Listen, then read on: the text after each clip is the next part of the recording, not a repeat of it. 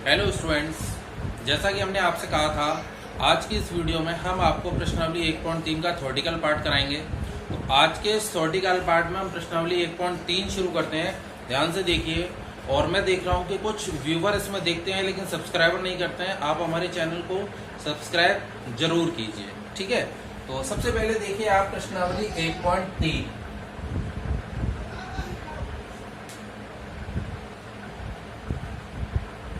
जिसमें आपका पहला पॉइंट है द्विचर संक्रिया।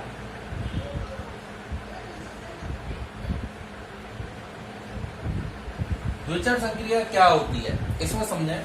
हमारे पास दो अवयव है आपके, अवयव ए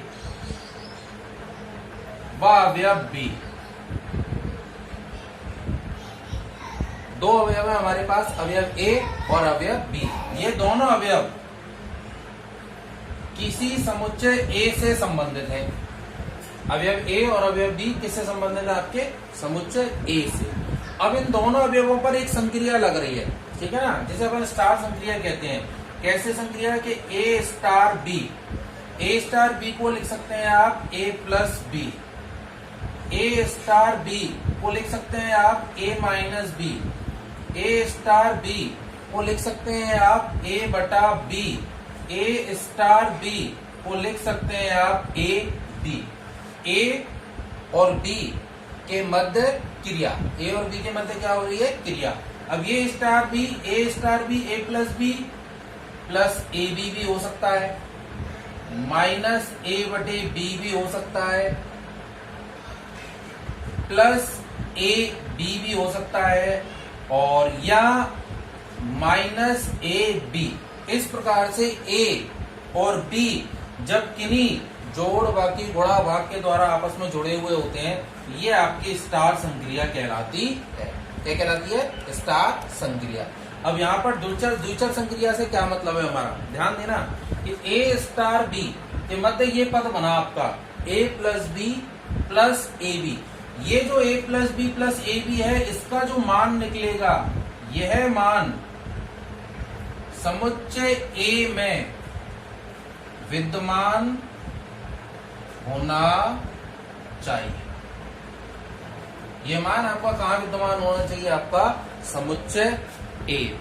आ गई बात समझ में? तो इसकी मैं यहां पर परिभाषा लिखता हूं। इसकी परिभाषा कैसे होगी वो देखिए आप।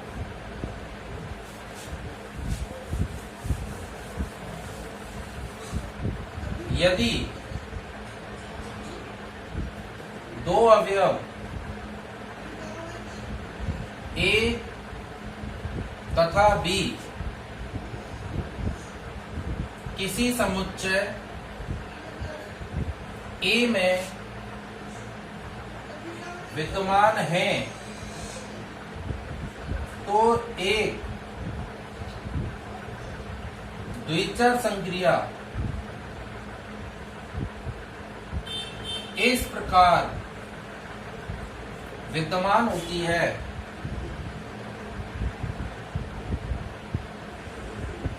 कि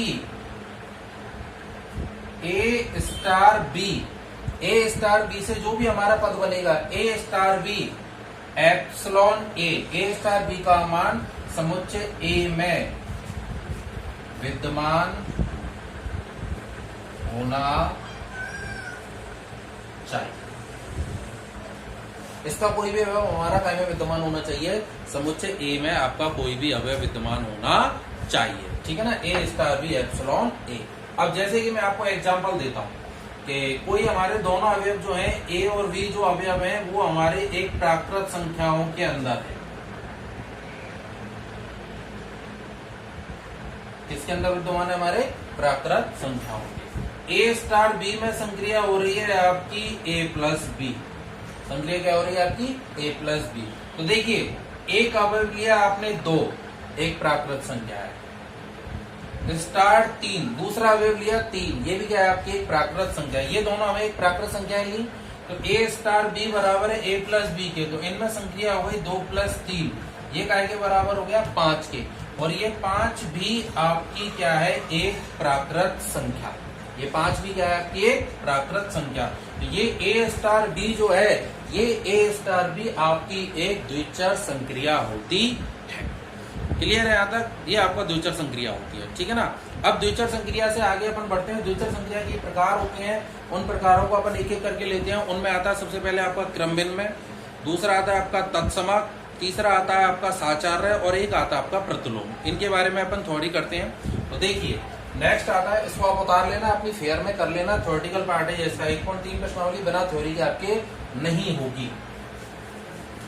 नेक्स्ट आता है आपका द्विचर संक्रिया के प्रकार। द्विचर संक्रिया के प्रकारों में पहला पॉइंट आता है आपका क्रम विनिमय का।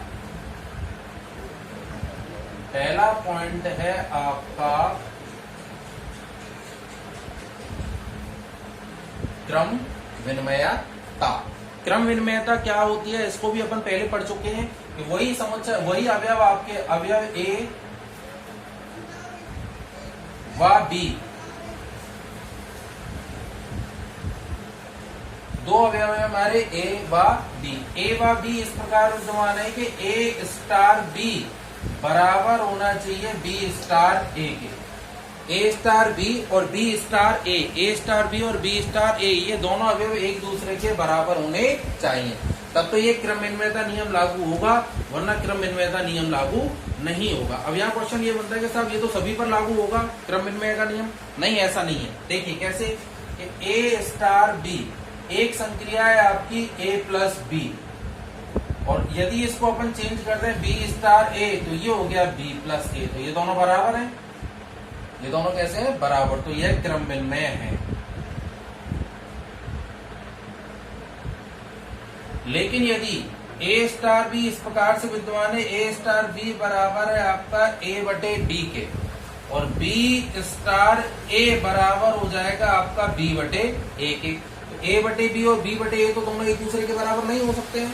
जैसे 2/3 और 3/2 तो एक दूसरे के बराबर नहीं हो सकते। ए स्टार बी और बी स्टार ए दोनों एक दूसरे के बराबर नहीं है। तो यह वाला जो नियम है, यह नियम आपका क्रम विनिमय नहीं है। ये जो नियम है हमारा, ये वाला नियम आपका क्रम विनिमय नियम नहीं है। आगे बात समझ में, सबसे पहले द्विचर संक्रिया, उसके बाद आती है आपकी द्विचर संक्रिया के प्रकारों में पहला क्रम विनिमय, और क्रम विनिमय के बाद आता है अगला पॉइंट आपका तत्समक, साचार्य।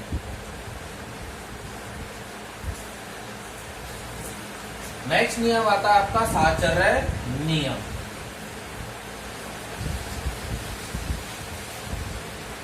साचार्य नियम क्या होता है? साचार्य नियम में आपके 3 पद होते हैं, ए, बी और सी। इनमें नियम कैसे होता है? इनमें नियम ऐसे होता है कि ए स्टार बी स्टार सी बराबर होना चाहिए ए स्टार बी स्टार सी। ये आपका साचार्य नियम होता है। अब यहाँ साचार्य नियम से क्या मतलब होता है? यहाँ हमारे 3 पद होंगे। कितने पद होंगे? 3। जैसे एग्जांपल के तौर पर मैं इसको समझाता हूं कि ए स्टार बी बराबर है आपका ए प्लस बी के, ठीक है ना, ध्यान देना इसमें। तो सबसे पहले अपन एलएचएस साइड लेते हैं। ए स्टार बी स्टार सी, ये स्टार संक्रिया रिप्रेजेंट कर रहा है इस प्लस को। ए की जगह पर ए रहेगा, स्टार बी स्टार सी का मतलब होगा बी प्लस सी। क्या मतलब होगा?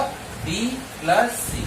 अब ध्यान देना, ए स्टार बी, ये पूरा पद किसकी तरह काम करेगा? बी की तरह। ए स्टार बी, ए स्टार बी का के बराबर है आपका ए प्लस बी के। ए स्टार बी बराबर हो जाएगा आपका ए प्लस बी का मतलब ये वाला पूरा पद बी प्लस ए प्लस बी प्लस सी। और इसी का जब अपन आरएचएस पद लेंगे तो आरएचएस पद ये वाला पद उठाएंगे अपन ए स्टार बी स्टार सी के, ए स्टार बी स्टार सी। तो सबसे पहले ए स्टार बी में संक्रिया लगाएंगे अपन ए प्लस बी स्टार सी, ये स्टार सी हो जाएगा। अब देखिए वही 1.1 की तरह ए स्टार बी का के बराबर है ए प्लस बी के, तो ए स्टार बी ये बराबर होगा ए प्लस बी के बराबर हो गया ए प्लस बी के। ये दोनों पद एक दूसरे के क्या आ गए? बराबर। ये दोनों पद एक दूसरे के बराबर आ गए। अब जब ये दोनों पद एक दूसरे के बराबर आ गए तो यह आपके साचार्य नियम का पालन करता है। ठीक है, ठीक है स्टूडेंट, ये चीज आपको यहाँ पर समझ में आ गई होगी। ठीक है ना, ये हो गया क्या आपका साचर्य। क्रम विनिमय हो गया, आपका साचर्य हो गया। क्रम विनिमय साचर्य के बाद नेक्स्ट पॉइंट आता है आपका तत्समक अवयव। कैसा पद अवयव आता है आपका? तत्समक अवयव। तो तत्समक अवयव क्या होता है वो देखिए। तत्समक अवयव,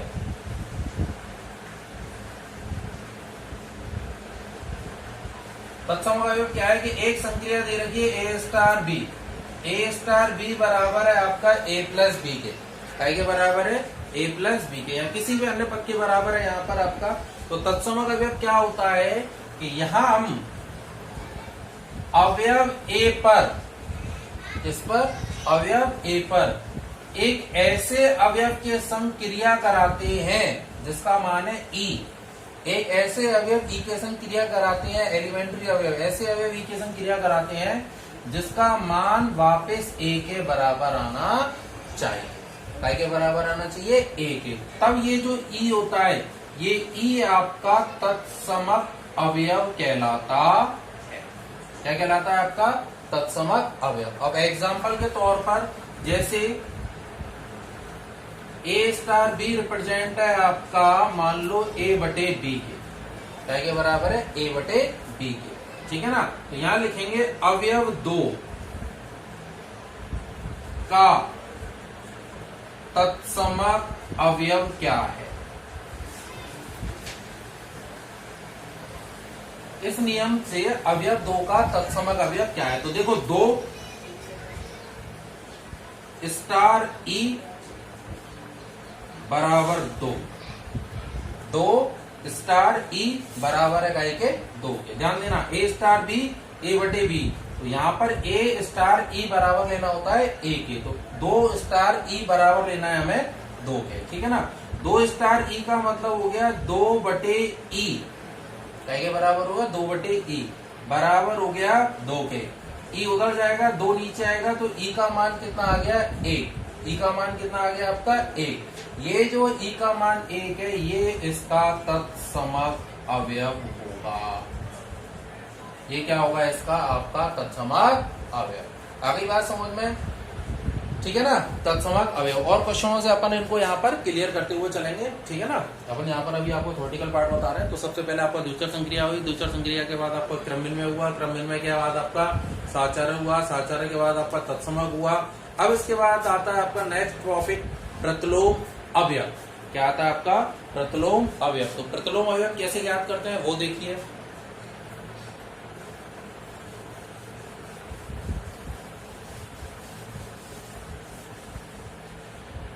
नेक्स्ट आता है 4th पॉइंट में आपका प्रतिलोम अवयव। क्या आता है आपका? प्रतिलोम अवयव। अब प्रतिलोम अवयव क्या होता है, इसको कैसे ज्ञात करते हैं? प्रतिलोम अवयव होता है आपका कि ए स्टार बी, ए और बी के बीच में संक्रिया आपकी मान लो ए प्लस बी है। काय के बराबर है? ए प्लस बी। कोई भी मान आपका निकल के आ रहा है, इन दोनों अवयवों के बीच में आपकी संक्रिया दे रखी है, ए स्टार बी बराबर है आपका ए प्लस बी के।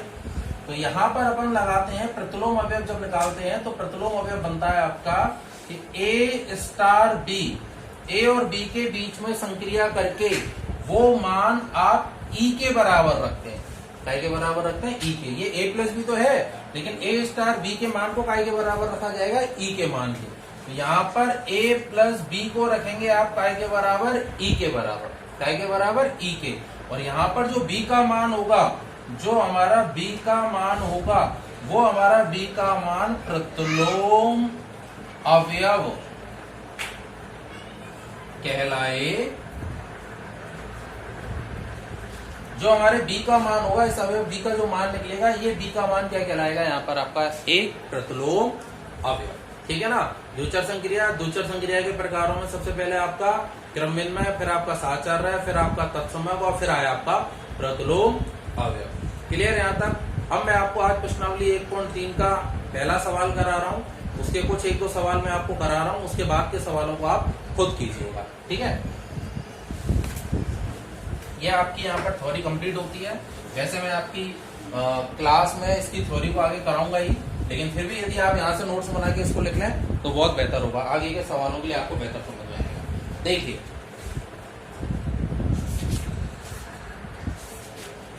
प्रश्नावली 1.3, प्रश्नावली 1.3 का पहला सवाल, कारण सहित बताइए कि स्टार की निम्न परिभाषाओं में से कौन से सम्मुख दिए गए समुच्चय में एक द्विचर संक्रिया हैं और कौन से नहीं। तो देखिए पहला सवाल, 1.3 प्रश्नावली जो है ये अन्य 1.1 और 1.2 के मुकाबले थोड़ी सी कठिन है, ज्यादा कठिन नहीं है, थोड़ी सी कठिन है, लेकिन फिर भी लगभग मैक्सिमम सवाल मेरे द्वारा होंगे, एक दो सवाल आपको दिए जाएंगे करने के लिए। तो ध्यान दें, पहला सवाल क्या कह रहा है कि A स्टार B बराबर है A के, काय में N। अब इसका क्या मतलब है, इसका यहां पर मतलब क्या है, इसका मतलब यह है कि अवयव A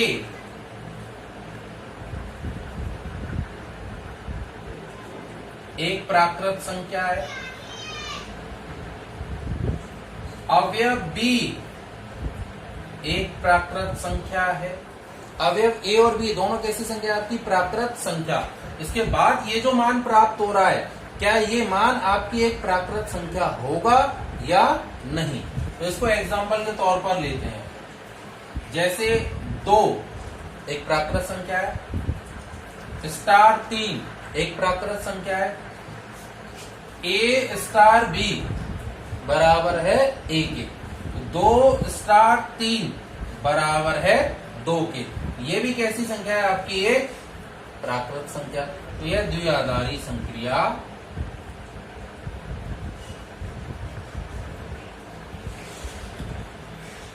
ये कैसी है आपकी, एक द्विआधारी संक्रिया में विद्यमान होगा। आगे बात समझ में, और कोई भी अवयव उठाए जैसे 3 स्टार 5 तो कितना बराबर होगा, 3 के, प्राकृत संख्या है। 5 स्टार 7 काय के बराबर होगा, 5 के, प्राकृत संख्या है, द्विआधारी संक्रिया है, ठीक है ना। तो ये सब इस प्रकार से क्या होंगे, आपके एक द्विआधारी संक्रियाएं होंगी। क्लियर है यहाँ तक। अब इसमें से एक दो क्वेश्चन और उठाता हूं मैं आपके लिए, जैसे आपका क्वेश्चन नंबर 2 को आप कीजिएगा, क्वेश्चन नंबर 3 भी आप कीजिएगा, क्वेश्चन नंबर 4 उठाता हूं।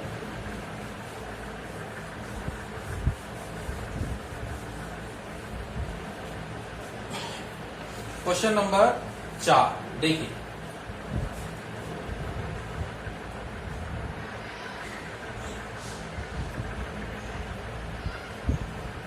A स्टार B बराबर A बटे B कॉमा Q में, काय में लेना है आपको, Q में। Q क्या होती है यहाँ पर आपका, Q रिप्रेजेंट करता है आपकी परमेय संख्याओं को, किसको रिप्रेजेंट करता है, आपकी परमेय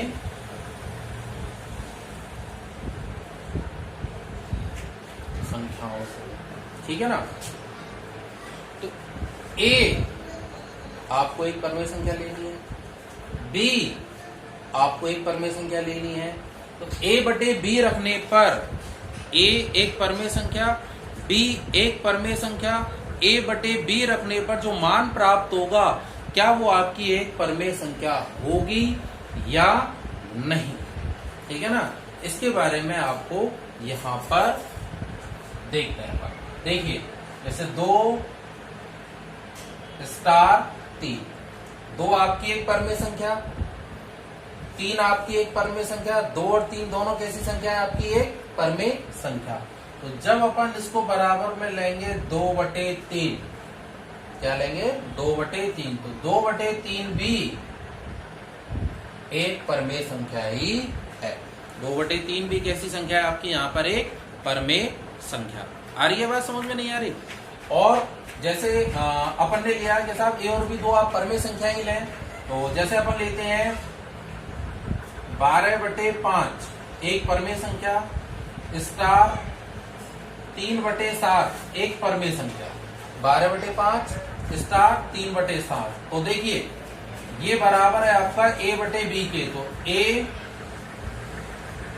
बटे B, A बटे B, तो 12 सत्ते 84 और 3 पंजे 15, 84/15 ये भी कैसी संख्या है आपकी? एक परमेय संख्या। कैसी संख्या? एक परमेय संख्या। एक परमेय संख्या के नीचे दूसरी परमेय संख्या को जब अपन रखते हैं a/b जब अपन करते हैं तो वो दोनों ही आपकी एक परमेय संख्याओं को रिप्रेजेंट करती हैं। तो इस नियम से ये आपका क्या है? एक परमेय संख्या। लेकिन कई गाइडों में और कई बुक्सों में इसको परमेय संख्या नहीं बता रखा है। इसके लिए मैं थोड़ा सा आपको बढ़ाते हैं इस टॉपिक को, मैं आपको समझाता हूं। जैसे आपकी होती है पाई। क्या होती है? पाई। पाई को कैसी संख्या लिखते हैं अपन? एक अपरमेय संख्या। कैसी संख्या लिखते हैं? एक अपरमेय संख्या। लेकिन पाई का मान काय के बराबर होता है आपका? 22/7। पाई के बराबर होता है 22/7। पाई का मान आपका 22/7 के बराबर होता है।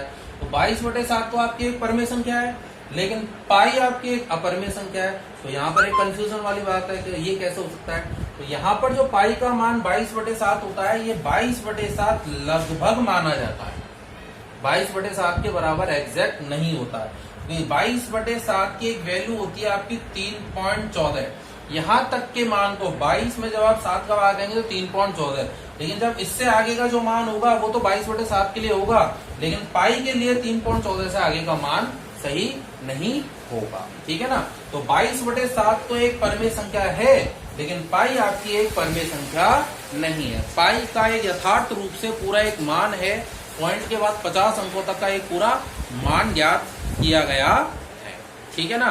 तो यहाँ पर आपके पहले क्वेश्चन को मैंने आपके 2 पॉइंट करा दिए। क्वेश्चन नंबर पहले का फर्स्ट और फोर्थ, सेकंड, थर्ड और फिफ्थ ये आपको करने हैं और मुझे करके इसको दिखाना है। ठीक है ना। और यदि आपको कोई भी प्रॉब्लम हो तो आप मुझे कमेंट कीजिए, मेरी वीडियो को सब्सक्राइब कीजिए, लाइक कीजिए, और आपकी प्रॉब्लम आप अपने व्हाट्सएप ग्रुप में यहाँ पर सेंड कर सकते हैं। ठीक है। फिर मिलते हैं हम आपकी next video. Okay, good bye.